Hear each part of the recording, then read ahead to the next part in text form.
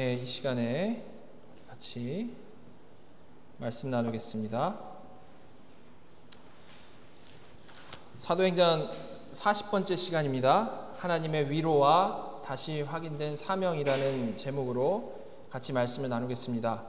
사도행전 18장 1절부터 17절인데요. 우리 9절과 10절만 읽도록 하겠습니다.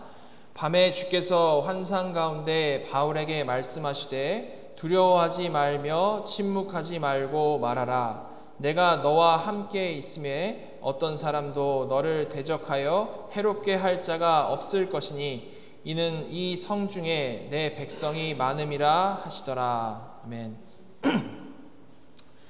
우리는 지난 시간에 이 사도 바울이요, 인류 지성사의 정말 심장부였던 이 아테네의 아레오바고에서 당대 최고의 철학자들을 상대로 아주 담대하게 복음을 변증했던 그 모습을 같이 살펴봤습니다. 그는 거기서 그들의 문화와 철학을 그냥 쉽게 무시해버리지 않았고요, 오히려 깊이 이해하고 그 수준에 맞춰서 변증을 해 나갔었죠. 근데 중요한 것은 그가 한 것이 그냥 그 변증에서 끝난 것이 아니었다라는 것이고, 그 변증으로 어떻게든 그들을 설득을 해봐야겠다라는 것에서 끝난 것도 아니었다라는 것이었습니다. 오히려 바울은 그 변증을 사용해가지고 그들의 그 전제를 무너뜨렸고요, 바로 그 위에 이 복음의 핵심이 되는 하나님의 창조하심과 심판에 대해서, 그리고 예수 그리스도의 부활에 대해서 담대하게 선포했던 것이죠. 비록 그 결과는 어땠습니까? 소수의 회심에 그쳤습니다. 그죠? 근데 그것이 옳고 그름을 말해주는 지표는 아니라고 했죠. 그죠? 그런 숫자적인 결과는 전적으로 하나님의 뜻에 달린 것이고, 우리는 그 결과로 이 과정의 옳고 그름을 판단하면 안 된다라고 했죠. 오히려 우리는 이 사도 바울이 다른 곳과 다르게 변증으로 시작해서 복음을 전파를 했을 때에도 그 가운데 역시 하나님의 놀라운 역사가 일어나서 그 당시 세상의 가장 높은 지성들도 회개하고 믿었다라는 사실을 볼 수 있어야 하는 것이라고 했습니다. 자, 오늘 살펴볼 이 본문은요, 바울이 그 아테네를 떠나서 이제 고린도에 이르는 것에서부터 이제 시작이 되고 있는데요. 이 바울이 도착한 고린도는 아테네와는 전혀 좀 성격이 다른 그런 도시였죠. 고린도는 이 아가야 속주의 수도였는데요. 제가 지도를 첨부해 놨는데, 지도에서 확인할 수 있듯이 이 그리스 본토와 펠로폰네소스 반도를 잇는 이 좁은 그 위치에, 좁은 곳에 위치한 이 해상 무역과 상업의 중심지가 되는 곳이 바로 이곳이었습니다. 이곳은 수많은 사람이 오가는 만큼 아주 부유했던 동네였죠. 그러나 동시에 부유한 만큼 극심한 도덕적 타락으로 참 악명이 높았던 그러한 도시였습니다. 특히 도시의 가장 높은 곳에 자리한 이 아프로디테 신전에서는요, 수많은 여사제들이 종교적인 매춘을 행했던 것으로도 참 유명한 곳이었죠. 그래서 그 당시 이 문학을 좀 살펴보게 되면 이 고린도인처럼 산다라는 표현이 쓰였다라고 했는데요. 이 고린도인처럼 산다라는 이 표현의 의미는 부도덕하게 산다라는 의미와 동일한 의미였다라고 합니다. 고린도인처럼 산다, 정말 부도덕하구나, 이렇게 생각이 된다라는 거죠. 이처럼 고린도는 모두가 동의하는 가장 타락한 도시 중에 하나였던 것인데요. 바울은 이렇게 이 지적인 교만함과 우상으로 가득했던 이 아테네를 떠나서 더 노골적으로 죄악으로 가득 찬 도시인 고린도에 다시 한번 홀로 도착했던 것입니다. 여러분, 이때 바울의 심정이 어땠을까요? 아마도 지금까지 경험한 여러 가지 일들에 더해서 또다시 이런 상황 가운데 빠지게 되었을 때 정말 지쳤을 것이고, 심각한 스트레스와 깊은 무력감에 휩싸였을 겁니다. 그렇지 않겠습니까? 훗날 그가 이 고린도 교회에 보낸 편지에 보면 이런 말씀이 있는데요. 고린도전서 2장 3절입니다. 내가 너희 가운데 거할 때에 약하고 두려워하고 심히 떨어노라. 여러분, 바울의 이런 고백을 보면요, 이 고린도에서의 그의 시작은 정말 스트레스가 많았고 결코 담대하지 못했다라는 것을 우리가 좀 알 수 있습니다. 사도라고 해가지고 막 언제나 감정의 기복이 없이 그냥 담대하게, 언제나 담대하게 살았던 것이 절대 아니라는 거죠. 정말 말씀 그대로 약하고 두려워하고 심히 떨기도 했던 것이 사도의 모습이었다라는 겁니다. 자, 이런 거 우리가 봤을 때 우리가 알 수 있는 게 있죠. 우리가 아무리 이 신앙이 좋다 해도 우리는 여전히 부족한 인간입니다. 그렇기 때문에 삶 가운데 닥쳐오는 여러 가지 어려움 가운데 정말 지치기도 하고 두려움에 처하기도 하는 것이 이게 매우 당연한 거라는 사실이죠. 너무 당연한 거라는 겁니다. 오히려 어떤 상황에도 막 아무렇지 않은 것처럼 행동하는 사람은요, 그 가운데 사실 어떤 남을 의식하는 모습에서 나오는 거짓이 그 가운데 오히려 속해 있다는 거죠. 사도도 본인이 정말 사도임에도 불구하고 그냥 옆 사람에게 말하다가 그냥 지나가는 말로 한 것도 아니죠. 이게 고린도로 보내는 이 서신 가운데에다가 이렇게도 솔직하게 자신의 감정을 적은 겁니다. 그런 걸 보면요, 우리의 태도에서 다른 무엇보다도 거짓이 없는 게 얼마나 중요한지, 우리의 태도가 과연 정말 어떠해야 하는지, 정말 하나님 앞에서 어떤 태도로 살아가야 하는지를 우리가 다시 한번 좀 생각을 해볼 수가 있는 것이죠. 자, 그런데 이렇게 심하게 힘들어하고 있던 바울을 물론 하나님께서는 결코 그대로 내버려 두지 않으셨습니다. 자, 1절과 2절을 살펴보겠습니다. 18장 1절과 2절입니다. 그 후에 바울이 아덴을 떠나 고린도에 이르러 아굴라라 하는 본도에서 난 유대인 한 사람을 만나니 글라우디오가 모든 유대인을 명하여 로마에서 떠나라 한 고로 그가 그 아내 브리스길라와 함께 이달리아로부터 새로 온지라 바울이 그들에게 가매. 자, 바울은 고린도에서 이 아굴라라 하는 본도에서 난 유대인 한 사람을 만났다라고 말씀을 하고 있어요. 그죠? 근데 여기서 만났다라고 말하는 이 헬라어가 뭐냐면 그냥 뭐 우연히 만난 이런 게 아니고 찾아냈다, 발견했다 이런 뜻의 의미입니다. 즉 이 만남은 그냥 단순히 우연히 만났던 것을 말하는 게 아니고 하나님의 어떤 강력한 섭리적인 인도하심 아래서 이루어진 아주 필연적인 만남이었다라는 것을 암시하고 있는 표현이라는 거죠. 하나님께서 주권적으로 이들을 만나게 해주셨다라는 겁니다. 자, 그런데 아굴라와 그의 아내 브리스길라가 어떻게 고린도에 있었다라고 말씀하죠? 성경은 글라우디오가 모든 유대인을 명하여 로마에서 떠나라 한 고로라고 그 역사적인 배경을 정확하게 얘기를 하고 있습니다. 실제로 주 49년경에 이 로마 황제 글라우디오가요, 로마 시내에 살던 그 모든 유대인들을 떠나라고 추방령을 내린 적이 있었습니다. 이에 대해서 이 로마 역사가 수에토니우스는 그 원인에 대해서 적어놨는데요, 황제가 그런 추방령을, 유대인들을 다 추방시킨 그 추방령을 내린 원인이 로마에 어떤 소동이 있어서 그랬고, 그 소동의 원인에 대해서 쓰는데 그 이름을 누구 때문에 그랬냐라고 썼는데 크레스투스라는 인물 때문이다 라고 써놨습니다. 크레스투스. 그리고 많은 학자들은요, 이 크레스투스가 바로 그리스도를 좀 잘못 표기한 것으로 보는 거죠. 자, 그럼 이거 어떤 상황으로 좀 우리가 생각을 해볼 수가 있을까요? 학자들이 이것에 대해서 보통 설명을 어떻게 하냐면, 당시 로마의 유대인 공동체 내에서 예수 그리스도를 둘러싼 아주 강한 그런 논쟁이 있었는데, 그런 또 논쟁이 있고 또 소동이 막 있었는데, 그 때문에 이를 지켜보던 황제가 로마가 시끄러워지는 것을 다시 잘 좀 수습해 보기 위해서 유대인 전체를 추방해 버렸다라고 학자들은 그렇게 해석을 하는 겁니다. 그 추방으로 인해서 자, 여기 나온 이 아굴라와 브리스길라 이 부부가 고린도에까지 온 거죠. 로마 잘 살다가 추방당해가지고 여기까지 온 겁니다. 자, 여러분 한번 이거 생각을 좀 해보십시오. 이게 얼마나 놀라운 하나님의 섭리입니까? 그렇지 않나요? 로마 황제의 강력한 추방 명령. 유대인들에게는 평생 살던 그 삶의 터전에서 떠나야만 했던 정말 고통스러울 수밖에 없는 그 사건이 한편으로는 이 바울이 복음 전파하는 그 역사의 가장 중요한 동역자 부부를 만나게 되는 계기가 되었던 겁니다. 우리는 이런 일들을 보면서 다시 한번 이 하나님의 주권적인 통치하심의 놀라움을 보게 되는 거죠. 이렇게 하나님께서는요, 세상의 권력이 휘두르는 그 칼날마저도 당신의 교회를 세우는 도구로 사용하시는 하나님이시라는 겁니다.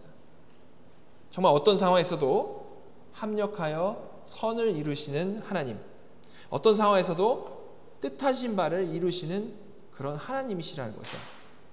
우리 하나님이 바로 그런 분이시라는 겁니다.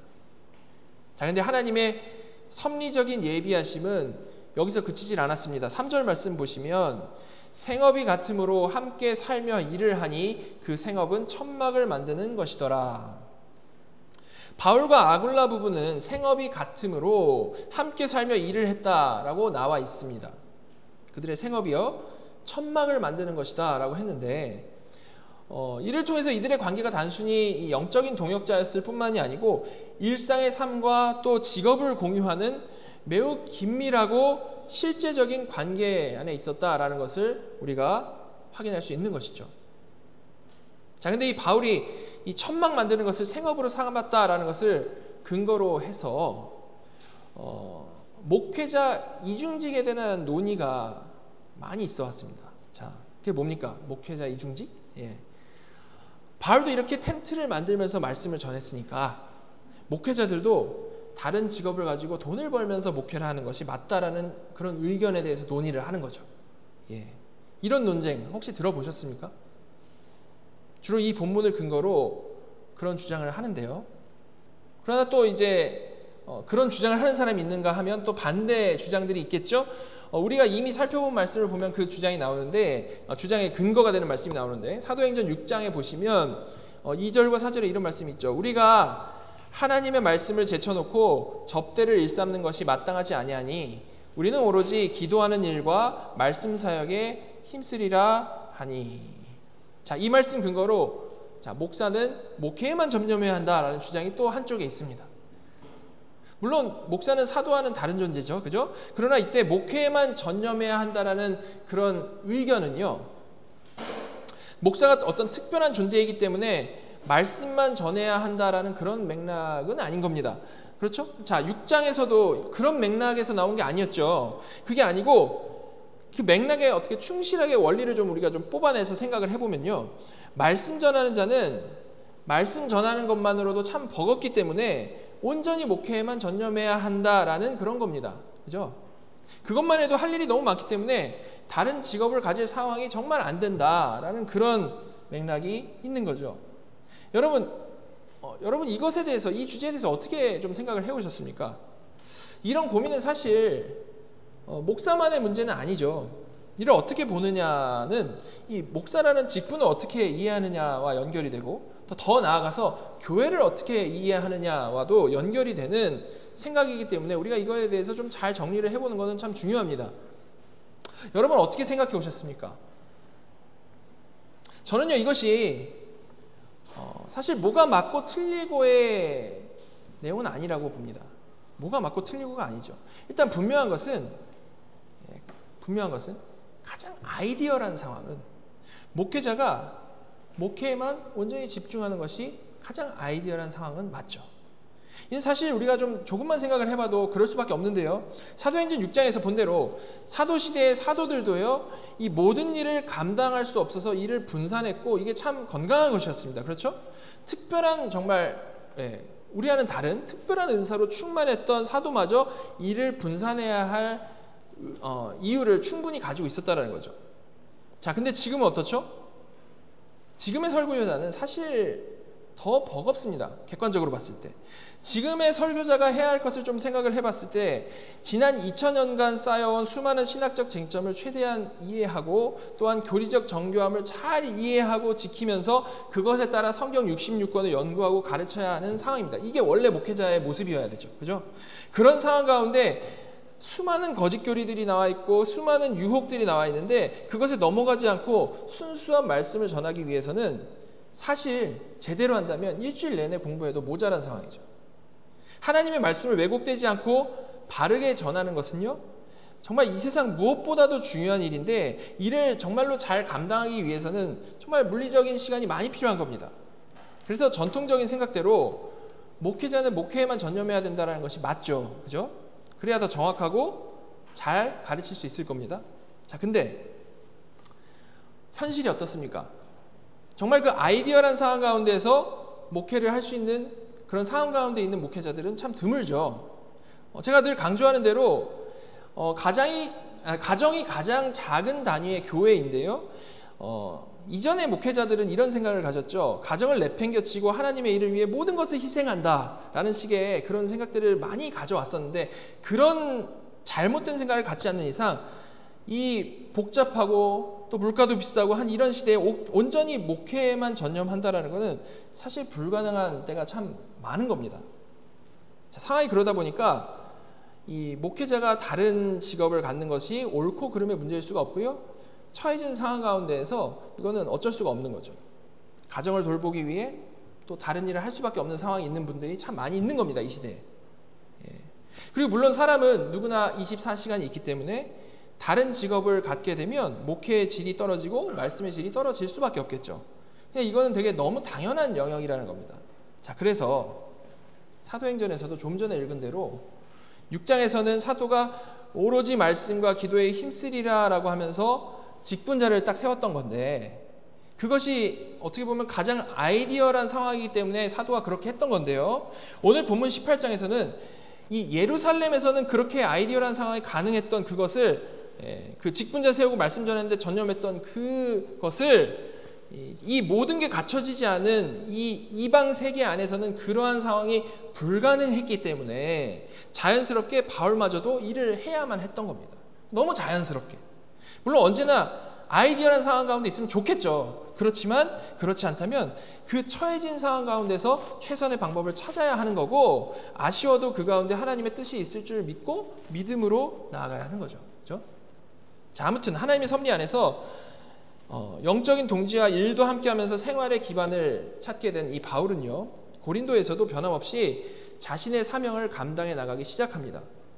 자, 4절 말씀입니다. 안식일마다 바울이 회당에서 강론하고 유대인과 헬라인을 권면하니라.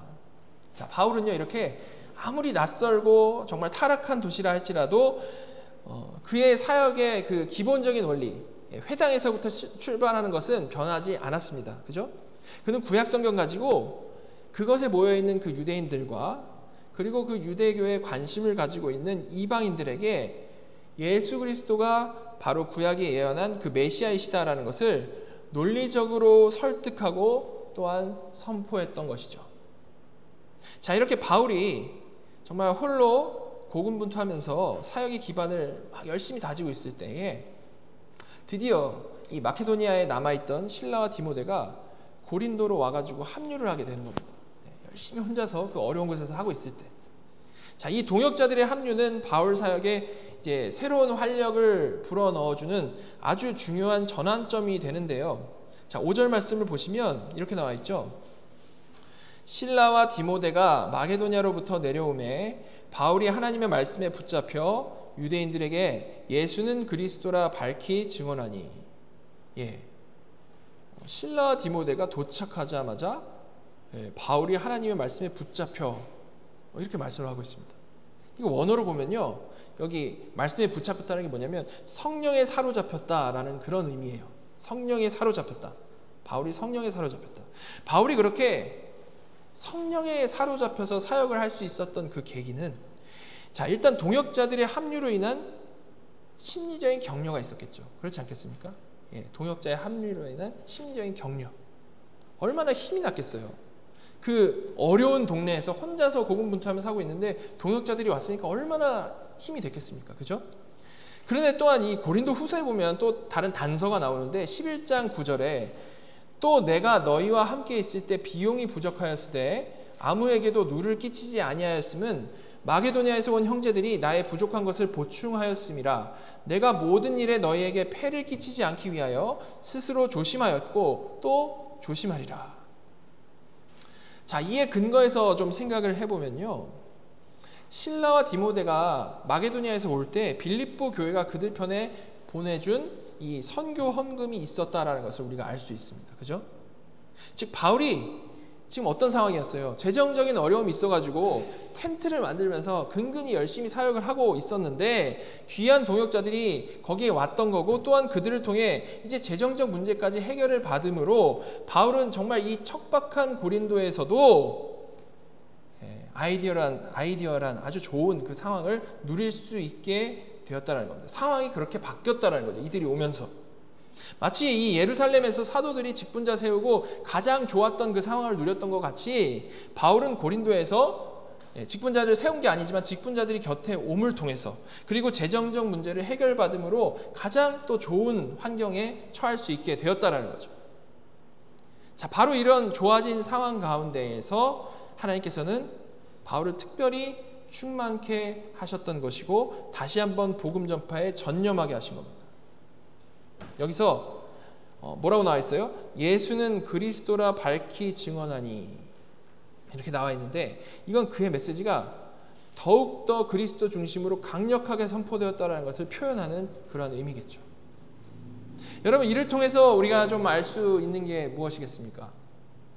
하나님께서는 주권적으로 그리고 정말 초월적으로 모든 어려운 문제를 단번에 해결하실 수 있는 하나님이시지만, 그래서 분명히 그런 식으로도 하나님께서는 분명히 역사하시지만 오히려 대부분은 이렇게 일반적인 방식으로 주변의 형제 자매를 통해 섭리하셔서 상황적인 해결을 해주시고 그를 통해서 일하신다는 거죠. 항상 초월적인 방법으로 역사하시는 것만이 하나님의 방법이 아니라는 겁니다. 그죠? 이런 방법을 통해서도 하나님께서는 놀랍게 역사하시는 거죠.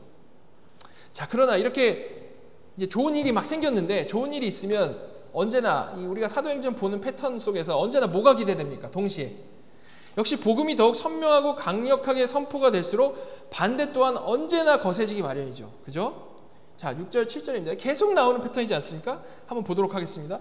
그들이 대적하여 비방하거늘 바울이 옷을 털면서 이르되 너희 피가 너희 머리로 돌아갈 것이요 나는 깨끗하니라. 이후에는 이방인에게로 가리라 하고 거기서 옮겨 하나님을 경외하는 디도 유스도라 하는 사람의 집에 들어가니 그 집은 회당 옆이라. 그 고린도의 유대인들은 바울을 대적했고요, 예수님의 이름을 비방하기 시작했다라고 나와 있습니다. 율법대로 하나님의 뜻대로 살아간다라고 하는 자들이 유대인들인데, 또다시 이 사람들의 마음에 뭐가 가득 찬 거죠? 어떤 시기심으로 가득 차가지고 그냥 막 우발적으로 그냥 이렇게 한 것도 아니고 조직적으로 정말 힘을 합쳐가지고 대적을 한 거고요. 비방을 했다라는 거죠. 그죠? 사도행전 내내 너무나도 일관적인 패턴으로 이 악한 행동이 반복되고 있는 것을 우리는 계속해서 보는 겁니다. 자, 이에 대해서 바울은 어떻게 행동했습니까? 바울은 옷을 털면서라고 나와 있죠.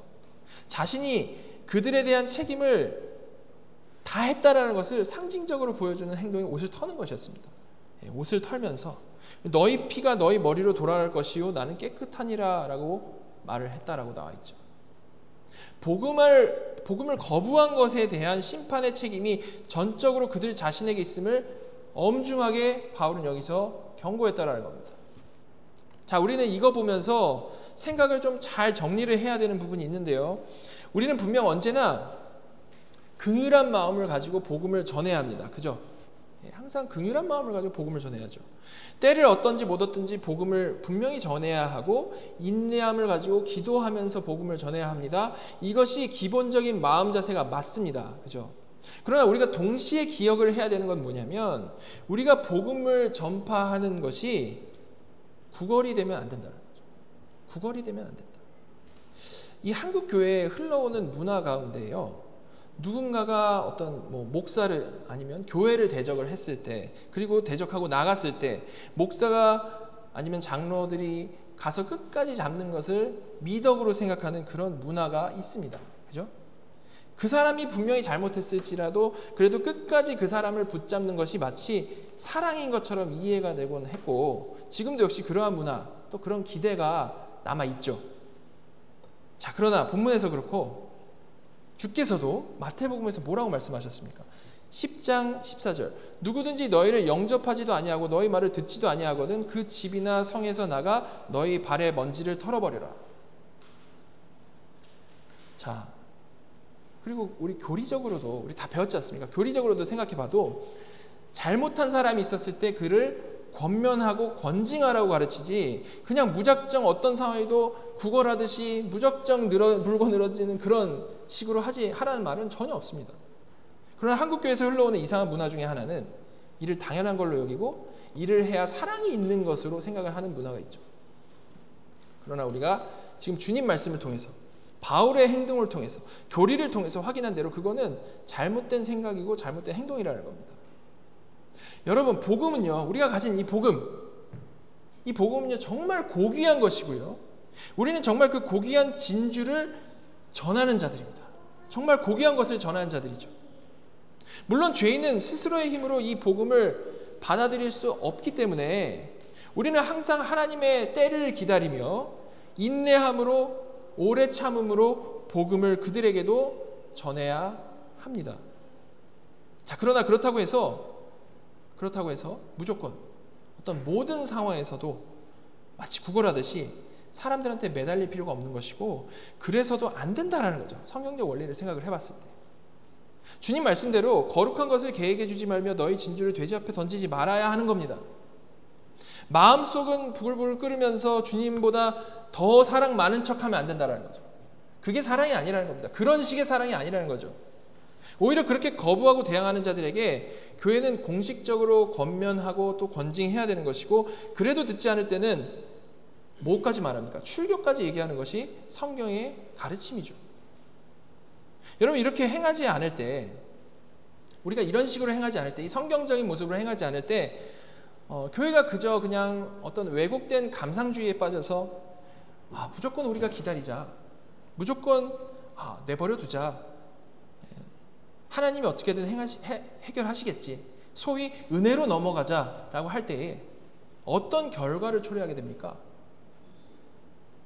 그렇게 되면 공동체적으로 아주 상당한 피해를 보게 될 뿐만이 아니고, 자, 정작 그 대적하는 사람도요, 그 잘못 가고 있는 사람도요, 아무도 자기의 잘못에 대해서 정확히 말해준 적이 없기 때문에 끝까지 뭐가 맞고 틀린지를 배울 기회가 없어지는 거죠. 그 사람마저도. 분명히 정확한 권면과 권징은 그들을 심리적으로 힘들게 할 겁니다. 그러나 오히려 그 말이 나중에 그들을 살리는 말이 될 수도 있다는 거죠. 그때 그 한 말이 그냥 대충 넘어가지 않고 그때 정확히 성경적인 교훈을 준 것이 나중에 그들을 살릴 수도 있다는 거죠. 지금 가감없이 전한 복음과 또한 권면과 권징을 가지고 성령님께서 그 사람의 나중 인생을 사용하셔서 열매를 맺을 수 있다는 말입니다. 우리가 이거를 절대 잊지 말아야 되고요. 그래서 우리 기본적으로는 늘 사랑하고 인내하고 용서해야 되는 게 너무나도 맞지만, 그렇다고 해서 절대 우리는 타협하지 말아야 되고 절대 또한 구걸하지도 말아야 된다라는 그런 것이죠. 자, 그래서 바울도 그렇게 끝까지 대적하고 비방하던 자들 앞에서는 옷을 털며 그들과의 단절을 선포를 분명히 했던 건데, 이 본문에서도 바울의 그러한 행동이 잘못된 게 아니고 중요했다라는 것을 또 분명히 보여주고 있어요. 8절 보시면 또 회당장 그리스보가 온 집안과 더불어 주를 믿으며 수많은 고린도 사람도 듣고 믿어 세례를 받더라. 여러분, 이 부분 그냥 아무 생각 없이 읽게 되면 그냥 여느 때와 같이 바울이 복음을 전했을 때 많은 사람이 회심하는 역사가 일어났나 보다, 그냥 그렇게 생각하고 넘어갈 수 있습니다. 그러나 지금 여기서 그런 상황이 아닌 거죠. 어떤 상황입니까? 유대인들의 이 바울을 향한 적대감이 너무나도 커서 인내하며 복음을 전하던 바울이 지금 옷을 털며 심지어 너희 피가 너희 머리로 돌아갈 것이라고 선포까지 하고 어디로 갔죠? 이미 디도 유스도의 집으로, 누굽니까? 이방인에게로 떠난 상황이었습니다. 떠났어요. 이미 떠난 상황이에요. 그런데 그렇게 단절을 하고 나니까 그제서야 회당장부터 하여서 수많은 사람들이 회심하고 세례를 받았다는 거죠. 여러분, 이것이 정확히 복음 전하는 것은 구걸이 아니어야 한다는 것을 보여준 사례인 겁니다. 다시 말하지만 우리는 많은 경우 정말 사랑으로 인내함으로 전해야 한다라고 하니까 이걸 오해해가지고 무조건 저자세로 눈치 보면서 구걸하듯이 대하는 것이 맞는 것이라고 오해할 때가 참 많이 있는데, 전혀 그렇지가 않은 거죠. 오히려 바울이 정확하게 딱 선을 그었을 때에 어떤 일이 일어났습니까? 그들이 그 상황을 통해 가지고, 그 단절의 상황을 통해서 자신을 더 정확하게 돌아보게 되고 결국 주께로 돌아온 역사가 그 후에 일어났다는 거죠. 여러분, 이렇게 복음은 정말 고귀한 것이고요, 전하는 우리 역시 이를 값싼 것으로 취급하면 안 된다는 것을 늘 기억해야 되는 겁니다. 정말 고귀한 것을, 가장 좋은 것을 그들에게 준다는 것을 기억해야 된다는 거죠. 자, 그런데 이런 뜻밖의 열매에도 불구하고 바울의 마음속에는요, 여전히 깊은 두려움과 인간적인 연약함이 있었던 것 같습니다. 아마도 데살로니가와 빌립보에서 겪었던 그 아주 폭력적인 그 박해가 고린도에서도 또다시 재현될지 모른다라는 불안감, 그리고 거대하고 타락한 도시 이 한복판에서 느끼는 영적인 압박감이 그를 짓눌렀겠죠. 자, 바로 그때에 그런 바울의 마음 상태를 정확히 아시는 하나님께서 직접 그에게 찾아오셨고요, 위로와 격려의 말씀을 하나님께서 주셨습니다. 자, 9절과 10절, 오늘 본문에서 가장 중요한 이 약속의 말씀인데 좀 함께 읽으면 좋을 것 같습니다. 9절과 10절 같이 읽겠습니다. 밤에 주께서 환상 가운데 바울에게 말씀하시되 두려워하지 말며 침묵하지 말고 말하라. 내가 너와 함께 있음에 해롭게 할 자가 없을 것이니 이는 이 성중에 내 백성이 많음이라 하시더라. 주께서는 환상 가운데 나타나셔서 여기 보시면 4가지 강력한 말씀으로 바울에게 말씀을 해주셨습니다. 첫째 말씀은 두려워하지 말라. 두려워하지 말라 했죠. 주님은 바울의 그 마음 깊은 곳에 있는 두려움을 정확히 아셨고요, 그래서 그것을 직접 만져주시면서 위로하셨습니다. 그죠? 그리고 둘째 뭐라고 말씀하셨습니까? 침묵하지 말고 말하라. 지금 바울이 두려워하는데 그 두려움 때문에 복음 전파를 중단해서는 안 된다라는 것을 분명히 말씀을 해주셨죠. 여러분, 이렇게 복음 전파는 옵셔널인 게 아닙니다. 그냥 우리는 계속 해야 되는 거죠. 그죠? 자, 받은 사명 재확인시켜 주시는 강력한 명령이 두 번째 있었고요. 세 번째, 내가 너와 함께 있음에 어떤 사람도 너를 대적하여 해롭게 할 자가 없을 것이니라.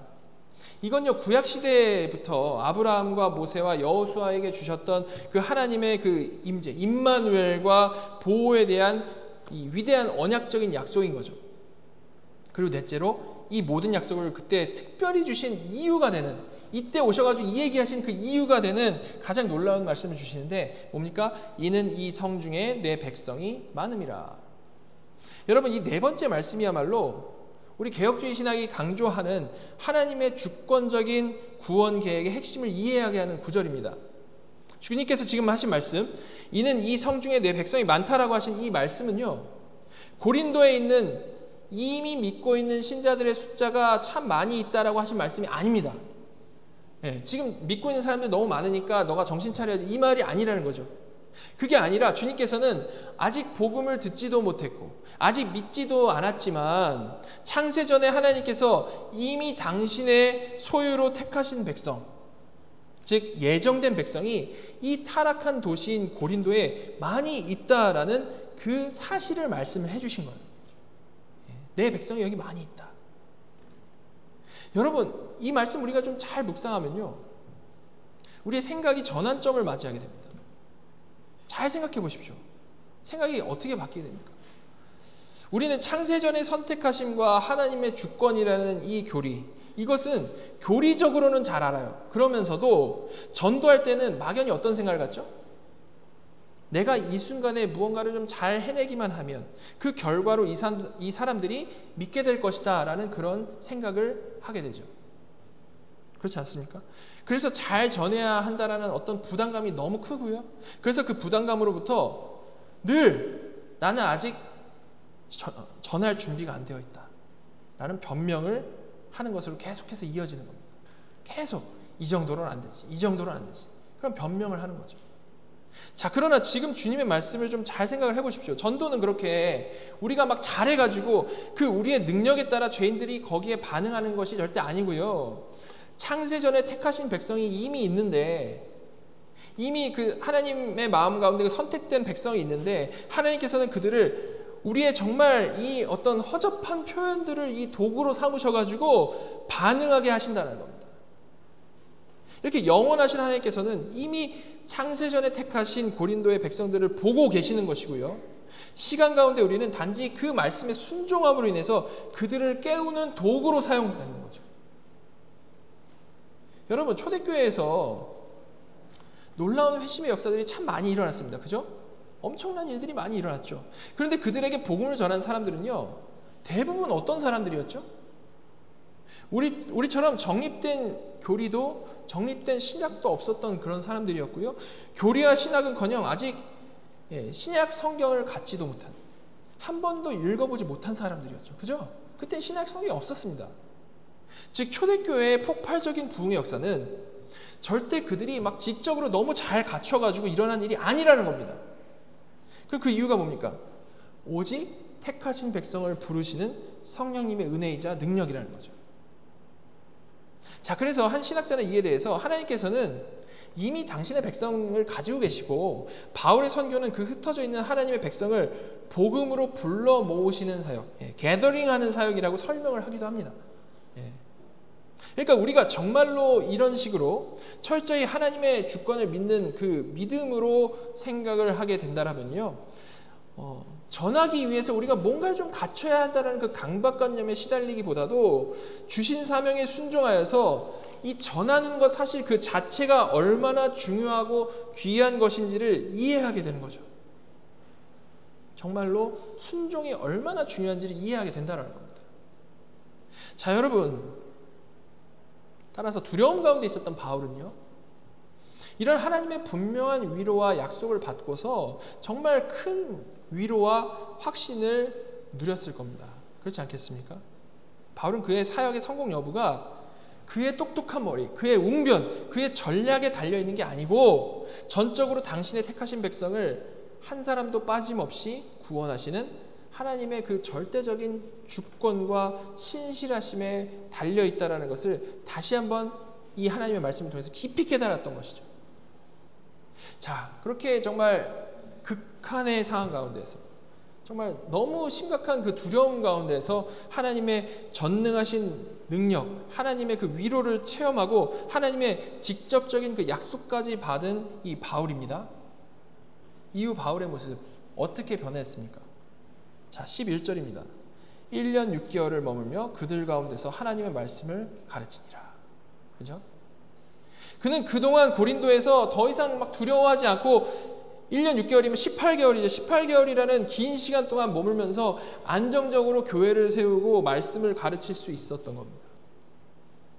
극도로 지쳐 있었고 두려워했던 그 바울이 하나님의 일하심과 그 약속 가운데 회복이 되고 다시 사명을 온전히 감당하게 되는 장면이 여기 보이는 거죠.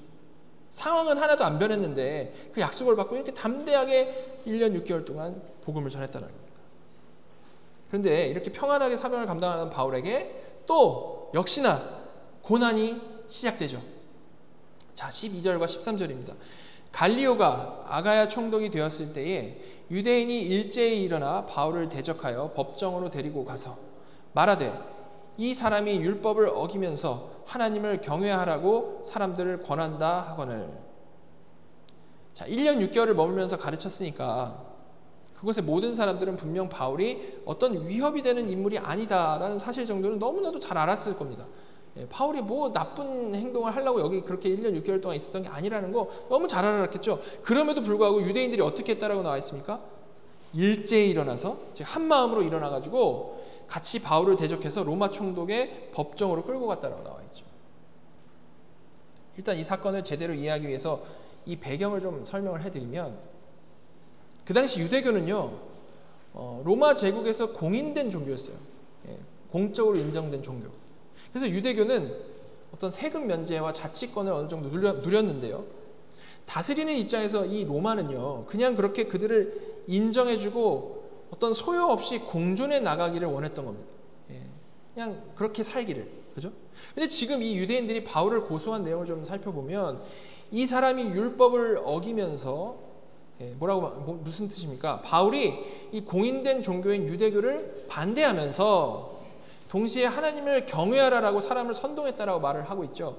여러분, 유대인들이 바울을 고소하면서 지금 뭐 하고 있는 겁니까? 일단 율법을 어기면서라고 말을 하므로 바울의 활동을 지금 유대교와 상관없는 종교라고 지금 말을 하고 있죠. 새로운 불법 종교의 선동으로 딱 이제 프레임을 하는 겁니다. 우리와는 상관없는 이상한 일을 하고 있다라고. 그죠? 왜냐하면 로마가 봤을 때는 다 그게 그거 같이 보이니까. 그죠? 프레임을 딱 해놓는 겁니다. 그리고 그 메시지의 핵심을 하나님을 경외하라라는 가르침이라고 강조를 하므로 황제 숭배에 반대하는 그 운동에 대해서 아주 민감했던 이 로마를 자극을 했던 거죠. 언제나 이 다스리는 것이 잠잠하길 바라는 로마 총독에게 지금 이 바울 때문에 너희에게 매우 거슬리는 일이 생기게 됐다라는 식으로 지금 이제 자극을 하는 겁니다. 이 바울 때문에 정말 골치 아픈 일이 생겼다라고 얘기를 하는 거죠.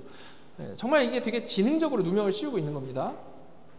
여기서 유대인들은 다시 한번 한결같은 이 악함을 보여주고 있죠. 자, 여러분, 이것이 바울이 경험했던 영적 전쟁의 실상이었던 겁니다. 이렇게 바울은 로마 총독 앞에서 자신의 무죄를 변호해야 하는 지금 아주 절체절명의 위기에 놓이게 된 겁니다. 1년 6개월 동안 잘 하고 있었는데 갑자기 이상한 얘기를 해가지고 지금 변호를 해야 되는 상황에 놓이게 된 거죠.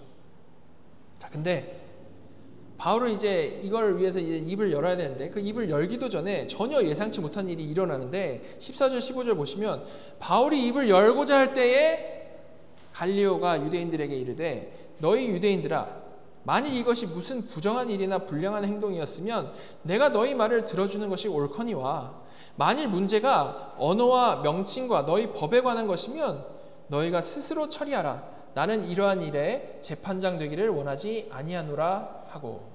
그죠? 이 갈리오 총독은요, 매우 현실적이고 되게 실용적인 사고방식을 가진 로마의 행정가였습니다.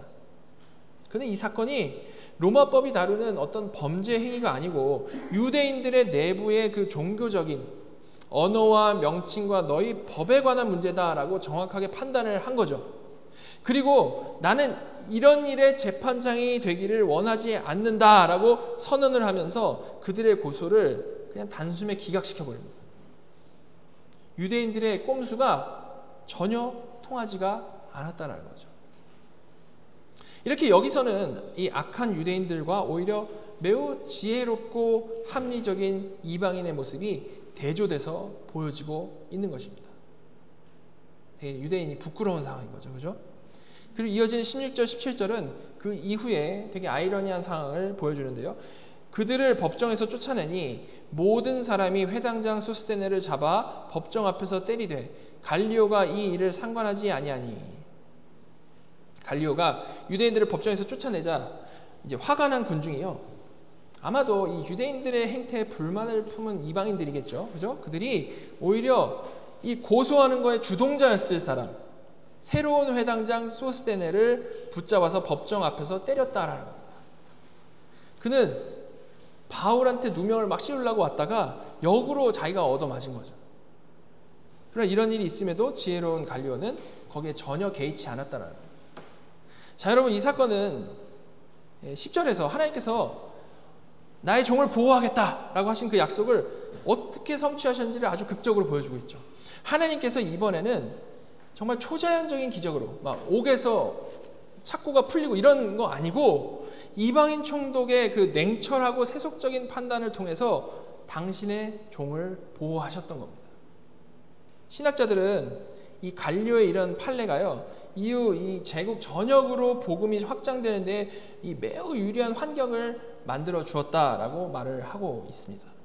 이처럼 하나님께서는 이 세상의 정치와 법률과 심지어 이방인 통치자의 무관심함까지 사용을 하셔가지고 당신의 교회를 보호하시고 선교의 문을 여는 그 섭리의 도구로서 사용하시는 것입니다. 그죠? 자, 여러분, 오늘 우리는요, 이 정말 너무 거대하고 타락한 도시인 고린도에서 펼쳐진 이 바울의 사역을 통해서 하나님의 선교가 어떻게 이루어지는지에 대한 아주 중요한 원리들을 같이 살펴봤습니다. 고린도에서의 사역은 분명히 바울의 그 인간적인 고독함과 두려움으로부터 시작이 되었습니다. 그런데 그 모든 과정을 주관하신 것은 누구십니까? 결국 하나님이시다라는 것을 분명히 보여주고 있죠. 자, 하나님께서 어떻게 주관하셨습니까?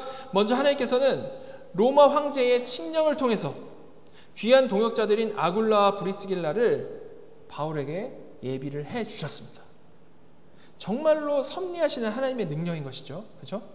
또한 하나님께서는 그럼에도 불구하고 두려움에 떠는 그 바울에게 환상 가운데 찾아오셔서 내가 너와 함께 있다라고 아주 분명히 말씀을 해주셨습니다. 내가 너와 함께 있다. 그의 자녀를 약속으로 위로하시는 하나님의 모습이 여기 정확히 보이는 겁니다. 그리고 하나님께서는 세상 권력자의 이 판결을 통해서 당신의 종을 지키시고 그 후로 복음의 길을 열어서 정말 복음을 잘 전할 수 있게 해주셨죠. 철저히 보호하시고 인도하시는 하나님의 섭리인 겁니다. 자, 이렇게 오늘 본문에서 드러나게 된 이 바울 사역의 원동력은요, 바울이 사역하는데 이 동력이 되는 그 핵심은요, 절대 그의 뛰어난 능력과 불굴의 의지가 아니었다는 겁니다. 분명히 바울은 뛰어난 사람이죠. 근데 그게 아니었음을 분명히 말을 하고 있습니다. 오히려 바울은 하나님의 직접적인 그 위로하심과 이 성중에 내 백성이 많음이라라고 말씀하신 그 하나님의 주권적인 그 약속에 대한 아주 확고한 믿음을 가지고 나아갈 수 있었던 거죠. 그래서 그는 그런 고난과 반대 속에서 1년 6개월이나 머물면서 교회를 건강하게 세워나갈 수 있었다라는 겁니다. 여러분, 이 말씀은 오늘날 우리에게도 정말 동일하게 깊은 도전과 위로를 주죠. 우리 역시 어떻습니까? 우리 각자 삶의 자리에서 이 고린도와 같은 타락한 세상을 만나게 됩니다. 오히려 더 심하죠. 그렇죠? 때로는 그 가운데 우리는 영적인 외로움을 느끼고 또 무력함에 휩싸이게 되기도 하고요. 복음을 전하다가 마주하는 냉담함과 또 반대에 지치고 두려워질 때가 있는 것이 사실이죠. 자, 그러나 여러분, 그때마다 기억하시기 바랍니다. 하나님께서는 바울에게만이 아니고 우리에게도 동일하게 전능하신 아버지이시다라는 사실이죠. 따라서 하나님께서는 동일하게 우리가 기대치 못할 방식으로 누굴 예비하시겠습니까? 동역자를 예비하시고요. 또한 필요한 모든 것을 공급하시는 통치하시는 하나님, 섭리하시는 하나님이시라는 겁니다. 이렇게 바울에게서와 마찬가지로 사명을 감당하는 우리의 결과는요, 절대 우리의 열심이나 우리의 능력에 달려있지 않은 것이죠. 이미 창세전에 택하신 당신의 백성을 부르고야 마시는 약속의 하나님께서 그 결과를 책임지시는 겁니다. 따라서 우리는 언제나 우리가 마주하는 이 세상의 위협과 권력 앞에서 정말 우리를 지키시는 하나님께서 우리를 정말로 철저하게, 정말로 완벽하게 인도하신다는 것, 하나님의 그 손에서 벗어나는 것이 하나도 없다라는 것을 정말 믿는 그 믿음으로 살아야 되는 것이죠. 정말로 하나님께서 완벽히 통치하신다는 것을 믿는 믿음으로 살아야 한다는 겁니다. 그리고 이런 믿음을 가지고 우리는 뭘 하면서 살아야 되겠습니까? 이런 믿음이 있다면 우리는 절대 더 이상 눈에 보이는 상황이나 환경, 거기에 휩쓸려서 살면 안 되겠죠. 정말로 하나님이 통치하시고 그 통치하심 가운데 이런 일이 일어났다라면 우리는 거기에 휩쓸리면서 살아가면 안 되는 겁니다. 그러지 않고 닥치는 어려움과 고난에 놀라지도 말고 정말 두려워하지 말고 주께서 우리 모두에게 주신 지상사명에 순종하며 하루하루를 살아가야 마땅하겠죠. 때를 얻든지 못 얻든지 정말 충성스럽게 복음의 씨앗을 뿌리며 하나님께 영광을 돌리며 살아가는 것이 우리의 모든 목적이 되어야 한다는 겁니다. 그리고 그러한 자녀들을 사용하셔서 하나님께서는요, 그런 자녀들을 사용하셔서 우리의 상상을 뛰어넘는 방식으로 당신의 교회를 세워 나가실 것이고요, 정말로 하나님 나라를 확장해 나가실 것이라는 말입니다. 그리고 그 순종하는 자들만 그 하나님 나라의 풍성함을 실제로 경험하면서 살아가게 되는 거죠. 이게 하나님 좋은 일 하는 게 아니라 우리가 그 순종함을 통해서 그 하나님 나라의 그 놀라움을 우리가 거기서 경험을 하게 된다는 겁니다. 그런 자들의 성경은 복 있는 자들이라고 말을 하는 것이죠. 저 여러분 모두가 이 보이는 상황과 환경에만 눌려가지고 살아갈 것이 아니고 통치하시는 하나님을 믿는 그 믿음으로, 다 이루신 주님을 믿는 그 믿음으로, 우리 안에 내주하시는 성령님을 믿는 그 믿음으로 단대히 순종하면서 그를 통해서 정말 놀라운 복을 누리는 하나님의 귀한 자녀들 다 되시기를 간절히 소망합니다. 우리 같이 기도하도록 하겠습니다. 살아계셔서 지금도 변함없이 몸된 교회를 친히 다스리시고 인도하시는 하나님 아버지, 오늘 말씀을 통해 우리의 모든 사역이 우리의 힘이 아닌 하나님의 주권적인 섭리와 신실하신 약속 위에 서 있음을 다시 한번 깨닫게 해주시니 감사드립니다. 고독과 두려움에 쌓여있던 그 바울에게 하나님께서 찾아오셔서 위로와 확신을 주셨던 것처럼 오늘 우리 시대에 정말 고린도와 똑같은 그보다 더 심한 이 세상을 살아가는 저희에게도 동일한 은혜를 부어 주시옵소서. 두려워 말라, 내가 너와 함께한다. 이성에 나의 백성이 많다라고 말씀하신 주님의 그 음성을 날마다 저희가 마음으로 듣게 하여 주시고, 그 약속을 붙들고 어떤 상황 속에서도 담대하게 복음을 전하는 복된 사명을 감당하는 자녀들로 살아가게 인도하여 주시옵소서. 우리의 모든 삶의 여정이 하나님의 그 신실하신 섭리 안에 있음을 믿고 언제나 참 평안함을 누리게 하여 주시고, 우리를 통해서 이 땅에 하나님의 교회가 굳건히 세워지고 하나님의 나라가 능력 있게 임하기를 간절히 바라오니 역사하여 주시옵소서.